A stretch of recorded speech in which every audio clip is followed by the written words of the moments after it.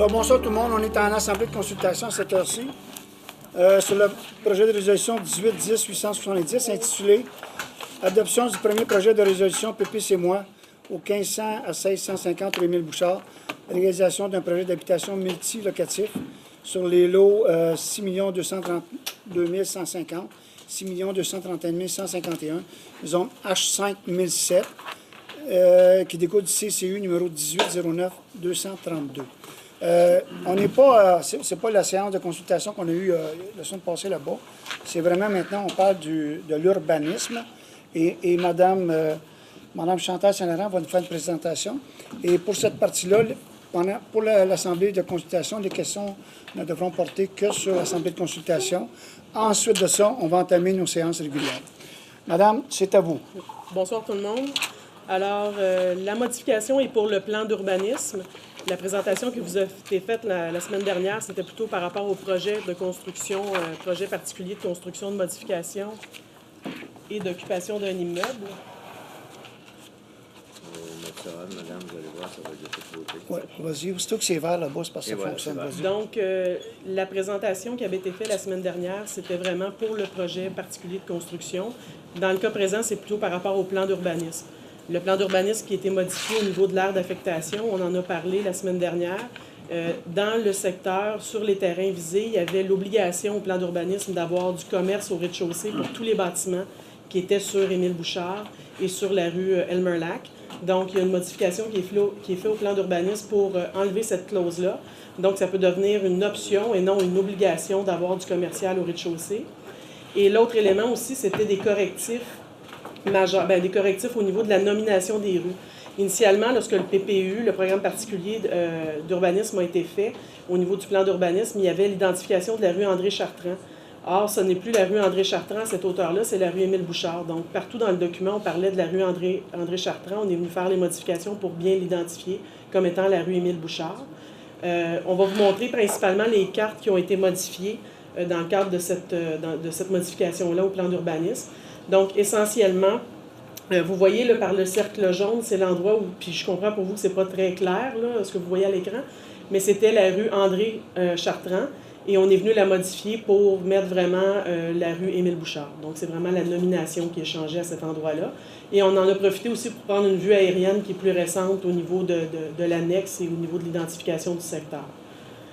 Au niveau de l'annexe B, c'est la même chose. En fait, oui, la rue a été changée, mais c'est aussi l'affectation. Donc, comme je vous mentionnais, comme il était mentionné la semaine dernière, l'affectation initiale était un pôle mixte et un pôle mixte de transition du côté Elmer-Lac, donc avec l'obligation d'avoir du commerce au rez-de-chaussée. Là, l'affectation est modifiée pour devenir vraiment une affectation, je vais vous l'identifier là, ici, là. Donc, je vais revenir à la page précédente qui était le plan d'urbanisme tel que écrit. Ce que vous voyez en orange, c'était vraiment l'aire d'affectation mixte, donc commercial au rez-de-chaussée, habitation aux étages. Et là, on vient faire une modification pour vraiment en faire une aire d'affectation résidentielle. Donc, il n'y a plus l'obligation d'avoir du commercial au rez-de-chaussée. Juste une seconde. Est-ce qu'on peut fermer quelques lumières? On va voir en faire un essai. Là. Fermer des lumières pour voir ce que ça donne. Est-ce que c'est mieux comme ça pour vous autres? Non. Non, c'est mieux avant? On va rallumer. C'est beau, allez-y. Donc, si jamais vous voulez plus de précision, juste me l'indiquer si vous ne voyez pas bien l'identification. Mais c'est principalement d'enlever le pôle mixte qui impliquait une combinaison de commercial et résidentiel au profit de strictement résidentiel. Au niveau, encore une fois, au niveau de l'annexe C, c'est l'identification de la rue qui est encore une fois identifiée comme étant André-Chartrand, alors que maintenant, c'est plutôt la rue Émile Bouchard. Donc, la modification est apportée. Même chose au niveau, en fait, l'annexe C, vous voyez la modification qui a été faite au niveau de la nomination. Au niveau de l'annexe D, c'est les affectations. Donc, les affectations au plan d'urbanisme, c'est ce qui vient dicter par la suite dans le zonage, ce qu'on doit avoir comme usage permis. Donc, l'affectation, c'est une grande classe. C'est soit résidentiel ou commercial, et dans certains cas, c'est mixte. Et au niveau du lot qui était, de l'endroit qui est prévu, on est venu clarifier deux choses. La première, vous voyez, à cet endroit-ci, qui est en bordure de la voie ferrée, qui avait encore une affectation qui était destinée à du résidentiel. Or, c'est le terrain qui était acquis par la ville pour faire le pôle municipal, donc on vient le mettre en institutionnel bleu. Et la même chose pour une portion de terrain de l'affectation mixte qui était destiné à un développement commercial et résidentiel. On vient mettre l'affectation institutionnelle pour l'emprise de terrain qui appartient à la ville pour le pôle municipal. Au niveau du reste du terrain, encore une fois, l'affectation était destinée à du commercial au rez-de-chaussée et de l'habitation aux étages. Et là, la modification pourrait être faite de venir vraiment créer une zone résidentielle pleine. Donc, il n'y a plus l'obligation d'avoir du commercial au rez-de-chaussée. Ça devient maintenant une option dans certains cas. Et il y a aussi une distinction. Si vous regardez l'affectation originale, tous les terrains étaient dans la même affectation. Donc, même sur Elmer Lac, il y avait la possibilité d'avoir du commercial au rez-de-chaussée, ce qui n'est pas nécessairement une bonne idée. Donc, maintenant, il y a une distinction qui est même faite au niveau du résidentiel. La bande donnant, étant adjacente au secteur des joueurs de hockey, où on a une plus basse densité, on est venu mettre une zone de moyenne densité de transition. Donc, on ne peut pas avoir les mêmes hauteurs à cet endroit-là, puisqu'on est plus près des résidences de basse densité. Et on est venu mettre le reste du terrain vraiment en haute densité, ce qui était déjà initialement le cas là, avec la mixité, sauf que en le mettant haute densité, il n'y a plus l'obligation d'avoir, résidentielle haute densité, pardon, il n'y a plus l'obligation d'avoir du commerce au rez-de-chaussée. Pour le reste, il y a eu des modifications aussi qui ont été apportées dans le libellé, où on venait mettre le nombre d'étages maximum autorisé qui était de 12. Il y a eu une modification qui est faite pour permettre du 17 au niveau du plan d'urbanisme. Mais la modification n'est pas faite au niveau de la réglementation. Il faut comprendre que le plan d'urbanisme n'est pas un outil que l'on peut utiliser lorsque vient le temps d'analyser des demandes de permis. Il n'y a pas un permis qui peut être émis. Le promoteur ne peut pas dire « donnez-moi un permis parce que dans le plan d'urbanisme, le 17 étages est permis ». C'est le règlement de zonage qui est applicable. Et ça, le règlement de zonage n'a pas été modifié. C'est d'ailleurs pourquoi on a fait un projet particulier de construction, là, un PPC moi, pour le projet et pour lequel vous avez eu l'assemblée de consultation la semaine dernière. Et ce soir, il y aura le second projet de résolution qui sera approuvé ou modifié, là, tout dépendant de la décision du Conseil. Est-ce qu'il y a des questions sur la partie urbanistique du projet? Merci. Il y a beaucoup de gens qui sont contre. Juste vous lever, s'il vous plaît, vous nommez et votre adresse, s'il vous plaît. Bonjour, madame. Gisèle Lauzon, je suis au 7 Édouard-Lalonde. Oui. Les perles de la gare Oui. vont faire face directement Tout à fait. avec l'édifice. Il y a beaucoup de gens qui sont contre le projet. C'est quoi les étapes si on veut contester, se rendre même jusqu'à un référendum? Tout à fait. Ce qu'on va faire, M. Saint-Antoine, demain sur le site de la ville, ce qu'il faut comprendre grosso modo, là, c'est que pour avoir le droit de vous prononcer, c'est des zones, la zone touchée et les zones contiguës. Il y en a 7 ou 8, je pense. OK? Il y en a 6. Donc, on va vous les identifier.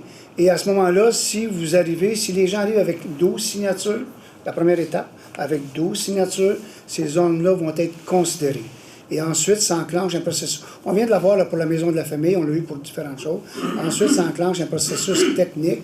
On va vous le détailler, on va le publiciser. Et toute personne qui va demander des renseignements là-dessus, ça va nous faire plaisir de lui donner la façon de penser. Allez-y, madame.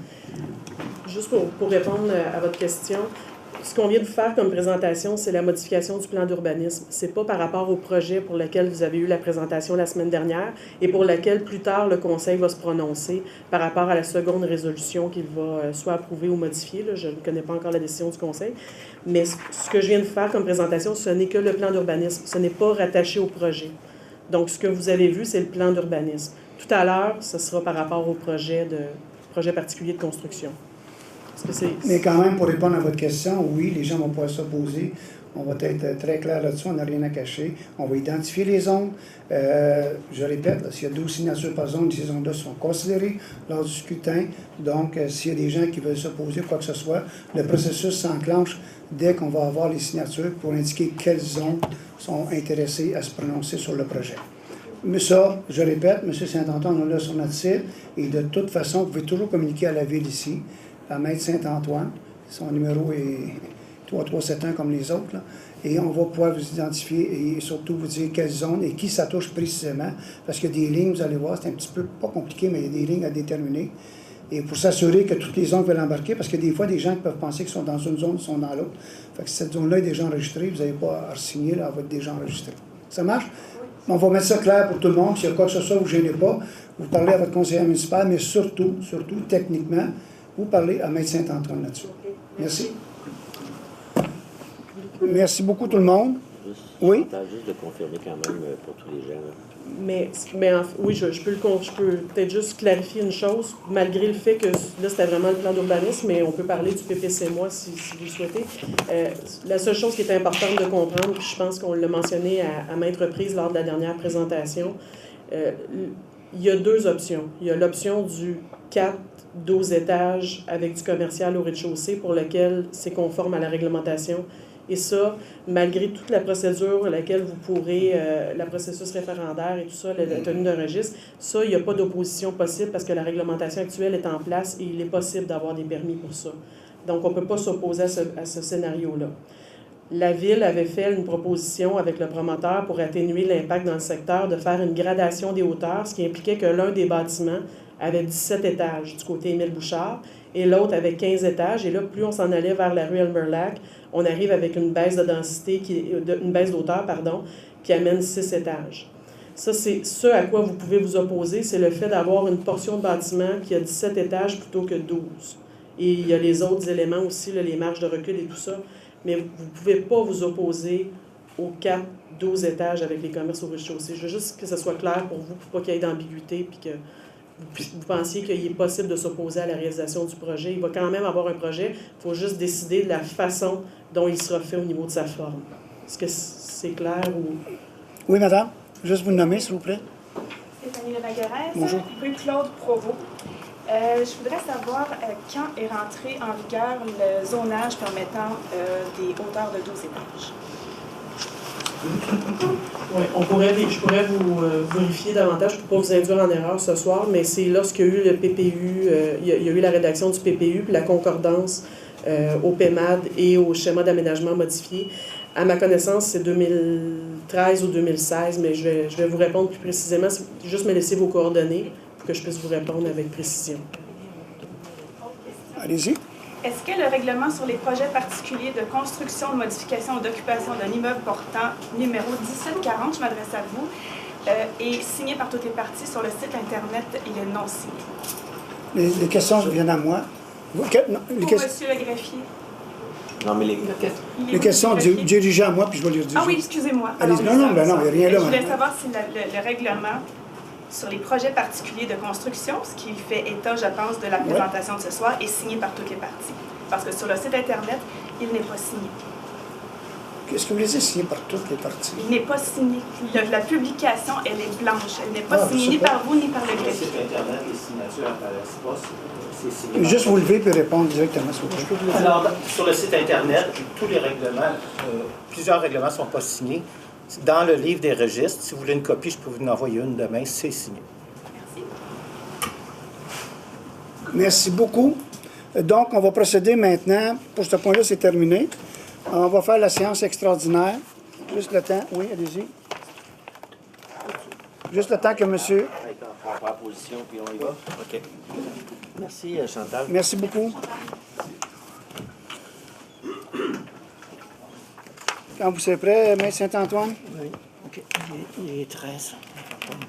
Pardon? Il est 13. Oh, ça ne me dérange pas, celui-là. Je vais le lire, là, on va partir. Donc, on est maintenant en séance extraordinaire. Oui, c'est correct. Le temps qu'on se place, là, on va arriver à 19h15. OK?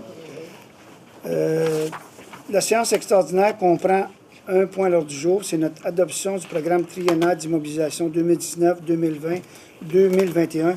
Voulez-vous expliquer, avant qu'on commence, Monsieur le directeur général, qu'est-ce que le plan triennal veut dire pour la Ville de Vaudreuil-Dorion? Pour la Ville de Vaudreuil-Dorion, dans le fond, c'est les grands projets à venir dans nos 3 prochaines années. On s'est penché avec le Conseil et l'ensemble des fonctionnaires pour décider des grands enjeux pour les 3 prochaines années. Ce n'est qu'une vision, c'est-à-dire qu'on doit revenir année après année au Conseil pour confirmer les décisions qui ont été prises. Le montant total pour l'année 2019, c'est un montant d'investissement de 63 203 961 $. Je vais vous parler des principaux projets. Pour les gens qui veulent avoir les détails, demain, ça va être sur le site Internet. Pour le moment, je vais prendre des grandes familles. Si on parle de réhabilitation de la chaussée, 6,5 millions. L'élargissement du boulevard Cité des Jeunes, 9 millions. Ah, c'était moi, ça. L'augmentation de capacité sanitaire du TORD, 14 millions. La réfection des bassins RBS, 2 millions. Le passage piétonnier Astère des Muguets, 4 millions. L'amélioration du réseau de transport actif, 2 millions. La construction d'un trottoir côté nord, boulevard de la Gare, 1,3 millions. L'autopompe citerne, 311 850 000 $. Services municipaux pour la nouvelle hôpital, 1 million. L'hôtel de ville, c'est-à-dire qu'on travaille sur notre pôle présentement, l'hôtel de ville et bibliothèque, 665 000. Construction de la bibliothèque, 651 000. Mise à niveau de la caserne 11, 400 000 $. Et la réfection du chemin Lotte-Binière entre Harwood et Saint-Jean-Baptiste, 200 000 pour un total des familles de 42 566 791, plus un autre 20 millions, comme je vous le dis. Demain matin, ça va être disponible. Vous verrez tous les détails des investissements, mais comme je le répète, c'est toujours à confirmer par réseau l'année courante de 2019. Tous les projets triennaux, peu importe les villes, là, ce sont, comme M. Houd l'a bien, ce sont des visions. Ça se peut qu'on en enlève, ça se peut même fort bien qu'on en enlève, parce que dans le temps, physiquement, on n'arrive pas. On avait un projet cette année d'élargir Cité des Jeunes vis-à-vis le chemin de fer, mais il fallait faire un projet, c'est un exemple, je donne avec EXO. Et lorsqu'EXO est allé en... C'est ceux qui remplacent l'AMT, là. Lorsqu'ils sont allés en soumission, ça ne fitait pas du tout. Donc, ce projet-là a été retiré. En même temps, les argents n'ont pas été dépensés. Il y en a d'autres qui vont se faire, il y en a qui ne se font pas, mais ça vous donne une idée de ce qu'il y a à faire dans les 3 prochaines années. Donc, officiellement, on va juste ouvrir l'Assemblée, comme ça, on va pouvoir l'adopter.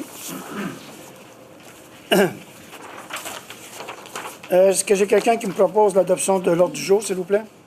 Je propose. Merci. Appuyé par. Merci. Adoption du programme triennal d'immobilisation 2019, 2020, 2021.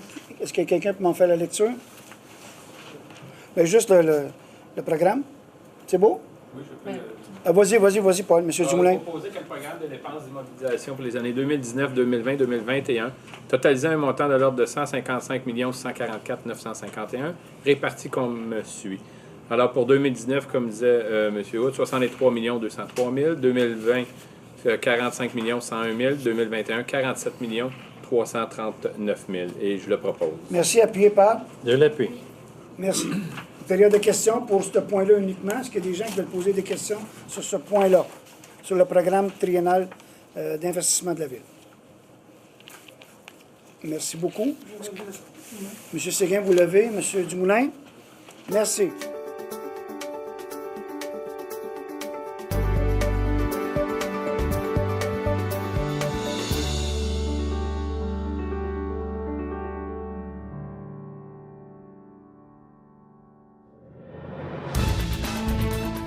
Cet automne, redécouvrez C'est sûr.tv. Avec la nouvelle émission Cuisine-moi, les soirées d'improvisation, les nouvelles en bref, l'émission culturelle Mosaïque, le retour de Une fenêtre sur ma foi et les séances du Conseil à Vaudreuil-Dorion.